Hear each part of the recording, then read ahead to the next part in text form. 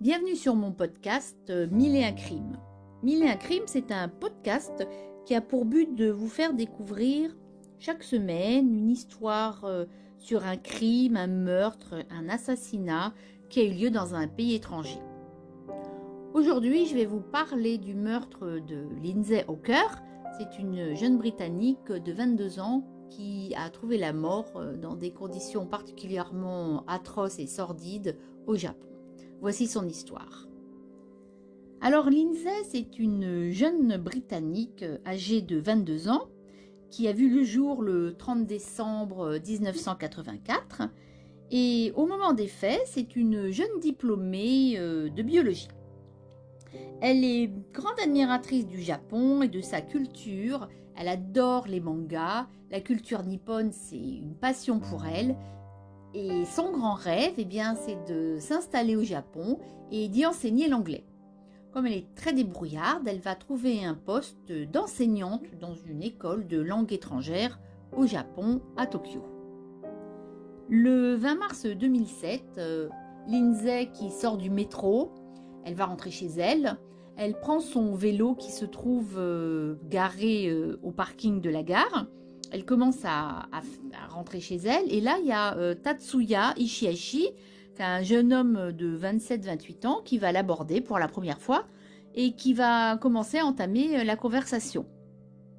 Ils marchent ensemble. Elle est à vélo, lui il est à pied et il lui demande s'il peut la raccompagner juste en bas de chez elle. Bon, elle n'est pas méfiante Lindsay, pourquoi pas, se dit-elle. Elle fait le chemin avec lui.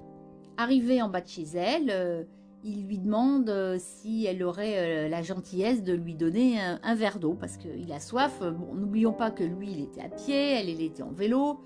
La distance entre la station de métro et l'appartement de Lindsay est environ 4 km, je crois. Donc, pourquoi pas. Et puis, il y a ses colocataires qui sont dans l'appartement. Du coup, Lindsay se sent rassurée. Elle le fait monter, elle lui propose le verre d'eau. Et puis, pour la remercier, Tatsuya Ishihashi va lui dessiner son portrait. Et sur son portrait, il va lui mettre ses coordonnées, c'est-à-dire il lui laisse son numéro de téléphone, son adresse et son nom de famille. Et voilà, la première rencontre s'arrête là. Donc, au moment des faits, Tatsuya Ishihashi, c'est un jeune homme de 27-28 ans, issu de bonne famille. Son père est médecin, sa mère est dentiste. Et il aurait voulu devenir médecin. Cependant, il va échouer à 4 reprises son concours d'entrée à la faculté de médecine. Alors, il va se diriger vers une autre voie. Il va rentrer à l'école, à la faculté d'horticulture. Il aura son diplôme, mais il ne va pas trouver de travail avec. C'est peut-être difficile au Japon de trouver un travail avec un diplôme d'horticulture, je ne sais pas. Toujours est-il qu'il devient un peu oisif. Du coup, ce sont ses parents qui vont l'entretenir. Ils vont lui verser une certaine somme chaque mois, environ 750 €. Et Tatsuya Ishihashi, il va un peu se la couler douce comme on dit, c'est-à-dire qu'il ne cherche pas de travail, il fait du sport, alors là il fait beaucoup de sport, il est même ceinture noire de karaté, il voit sa petite copine, il est fan de jeux vidéo et la vie elle s'écoule assez oisivement et sans grand but précis pour lui. Donc Tatsuya Ishihashi, il fait pas grand chose de sa vie, à part son sport, son vélo, voir sa copine, il n'a pas grand chose à faire. Alors il va décider de partir à l'étranger pour poursuivre éventuellement ses études. Bon, on ne sait pas très bien de quoi, mais bon, c'est un projet qu'il a. Alors il va se mettre à apprendre l'anglais. Il va s'inscrire dans une école, mais il n'est pas très doué pour cette langue et il va rater ses examens. Alors là, son père n'est pas content et il va décider, le papa, d'arrêter de lui envoyer de l'argent. Et par la même occasion, il lui demande de quitter le domicile familial. Et il lui dit maintenant ça suffit, tu as raté tes concours d'entrée à l'école de médecine, tu ne trouves pas de boulot, tu as raté également tes examens d'anglais, maintenant ça suffit, tu as presque 30 ans, il est temps que tu voles de tes propres ailes, on va arrêter de t'entretenir. Donc on en est là, si vous voulez, au moment où il rencontre Lindsay. Alors ils vont s'échanger quelques mails et 5 jours plus tard, ils vont décider de se revoir parce que Tatsuya Ishihashi a demandé à Lindsay si elle serait d'accord pour lui donner des cours d'anglais contre rémunération. Bien sûr, elle accepte, c'est son métier, elle est professeure d'anglais à l'école, du coup, bien sûr, ça lui fait un élève en plus, ça lui fait un petit peu d'argent, puis elle est très contente, Lindsay, donc elle va accepter. Ils vont se donner rendez-vous 5 jours plus tard, le 25 mars, dans un lieu public, un café, à 9 h du matin. Des caméras de vidéosurveillance vont montrer Lindsay et Tatsuya Ishihashi en pleine conversation et tout se passe tout à fait normalement. Sauf que à la fin de la leçon, curieusement, il a oublié de prendre son argent. Donc, est-ce que c'était prémédité? Très certainement. Parce qu'on ne va pas prendre un cours avec un professeur et oublier son argent. Donc, il avait déjà certainement une idée en tête. Alors, il va demander à Lindsay si elle accepte de passer chez lui pour récupérer l'argent qu'il lui doit. Que voulez-vous qu'elle fasse? Elle a perdu du temps, c'est son métier. Bien sûr qu'elle accepte. Elle n'est pas ravie, certainement, mais bon, elle veut son argent, ce qui est tout à fait normal. Ils montent tous les deux dans un taxi et arrivée en bas de chez lui, elle va demander au chauffeur de taxi s'il serait d'accord pour l'attendre. Elle lui dit « J'en ai pas pour longtemps, est-ce que vous pouvez attendre 5 minutes? Je redescends tout de suite. Je vais chercher quelque chose et j'aimerais terminer ma course avec vous. » Le taxi accepte, mais malheureusement, on ne sait pas très bien pourquoi. Alors, est-ce qu'il a eu un autre client qui est monté dans le taxi? Est-ce qu'il en a eu assez d'attendre? On ne saura jamais vraiment. En tout cas, au bout de 7 minutes, le chauffeur de taxi va partir. On les voit monter dans l'ascenseur parce qu'il y a les caméras de surveillance de l'immeuble qui les filment. Donc, à 9 h 54, ils sont dans l'ascenseur. Et tout a l'air de bien se passer. Tatsuya Ishihashi est tout à fait normal. Rien n'indique les actes monstrueux qu'il s'apprête à faire. Et voilà. Lindsay va rentrer chez lui. Et malheureusement, ça va être un déchaînement de violence. À peine elle rentre chez lui, il va se déchaîner, il va la pousser violemment. Elle va tomber, il va la rouer de coups. Il va l'assommer, il va l'attacher, il va lui attacher les pieds, les mains, et puis il va la violer. Encore toute groggy sous les coups, il va la transporter dans une baignoire amovible et va la laisser. Il va la laisser des heures et des heures et des heures, agonisante dans cette baignoire. Vers minuit, il va envoyer un mail à sa petite copine de l'époque. Il va lui dire qu'il ne peut pas la voir, qu'il est occupé, que pendant une semaine, il va être très pris et qu'il ne pourra pas la voir. Vers 2 h du matin, Lindsay va réussir à se détacher et avec tout l'effort du monde, elle va tenter de s'enfuir.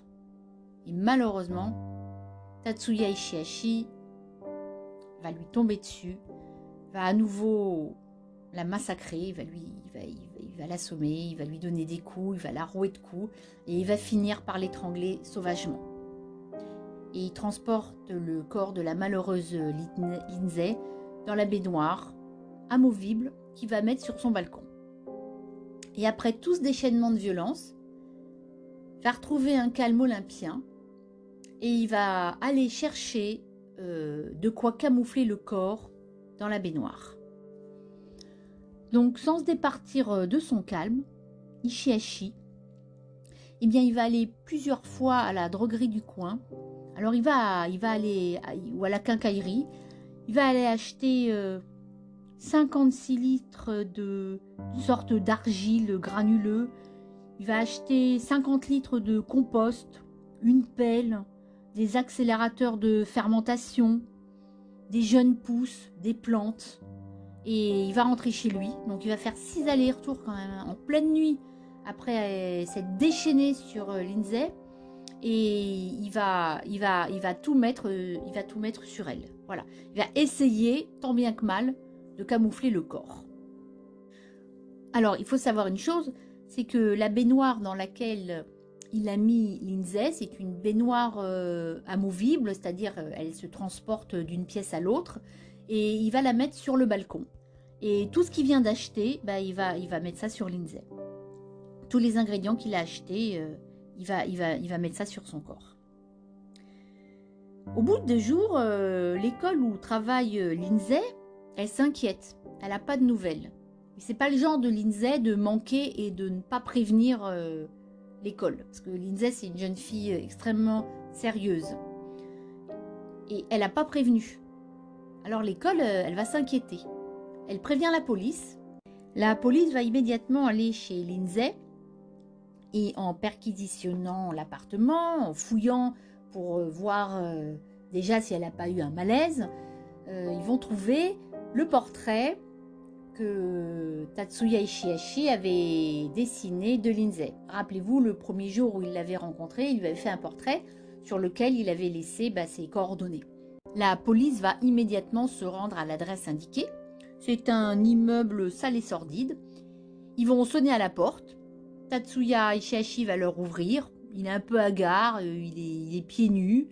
Il fait rentrer la police. Et là, la police, elle va découvrir avec effroi le corps de la malheureuse Lindsay dans la baignoire, des membres qui dépassent de tas de sable, de tas de terreau. Il découvre qu'elle a le cou cassé, elle est tondue. On ne sait pas très bien pourquoi il lui a rasé sa tête.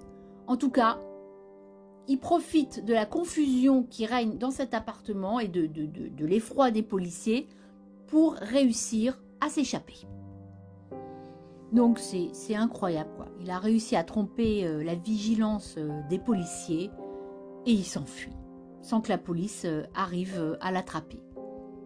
Et là, c'est la plus grande chasse à l'homme de l'histoire du Japon qui va débuter.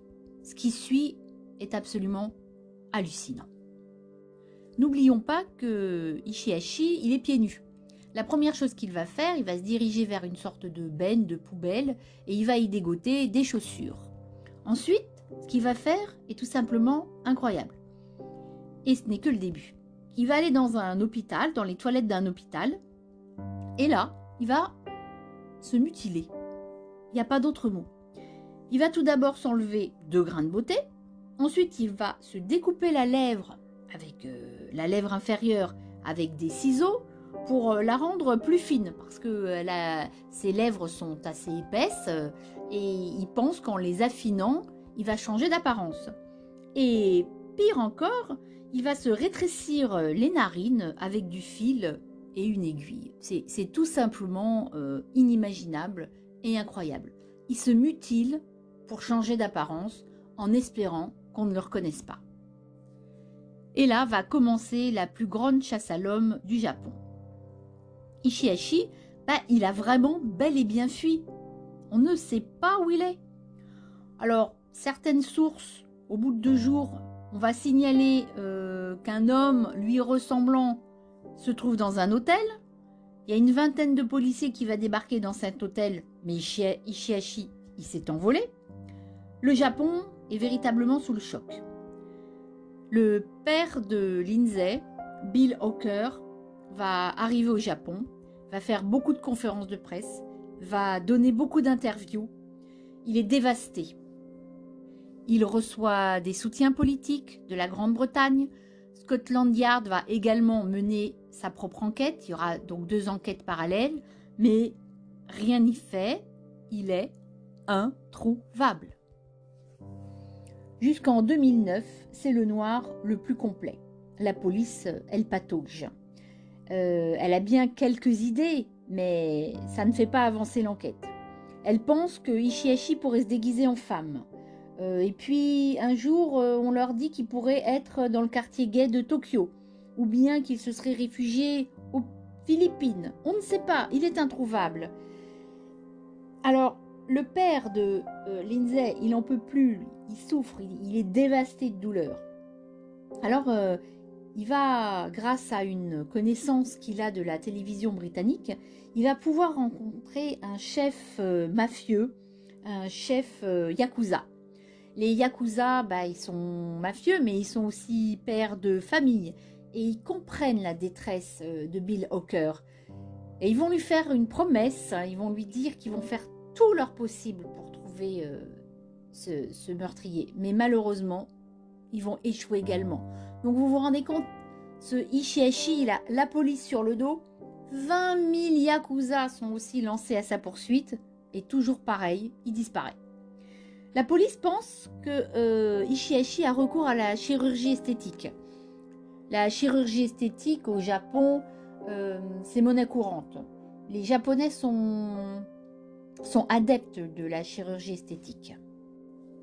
Il y a beaucoup de cliniques esthétiques qui se trouvent dans les rues au Japon. Donc, Ishihashi, écoutez, il a recours à la chirurgie esthétique. Mais comment il se paye ces opérations, me direz-vous?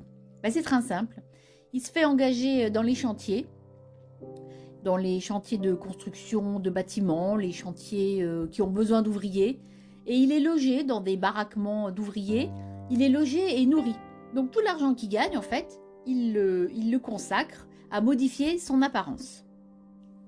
Il a trouvé qu'en fait, c'était son seul moyen d'échapper à la délation. Et il est sûr comme ça qu'on ne va pas le reconnaître. Alors Ishihashi, en 2 ans, il va se faire refaire le nez, les yeux, les pommettes. Il se fait faire une double paupière. Il se fait refaire la bouche, les lèvres et puis les oreilles. On va lui mettre des implants dans les joues. Bref, il est méconnaissable. Alors enfin, un jour, le personnel d'une clinique constate qu'il y a une vague ressemblance avec un patient qui vient de se faire enlever des grains de beauté et un portrait robot. Donc ils appellent la police, mais encore une fois, c'est un échec. Une autre fois, certains employeurs d'Ishihashi, ils vont reconnaître la nouvelle photo malgré les transformations esthétiques. Ils appellent la police. À nouveau, Ishihashi s'est envolé. Enfin, le 10 novembre 2009, un employé de ferry à Osaka Nanko va reconnaître Ishihashi malgré toutes ces transformations. Il va le reconnaître et il va contacter la police. Celle-ci arrive et enfin arrête au terminal du ferry Tatsuya Ishihashi. Il va aller en prison et il va attendre son procès. Les faits qui lui sont reprochés, c'est le meurtre, le viol et l'abandon de corps.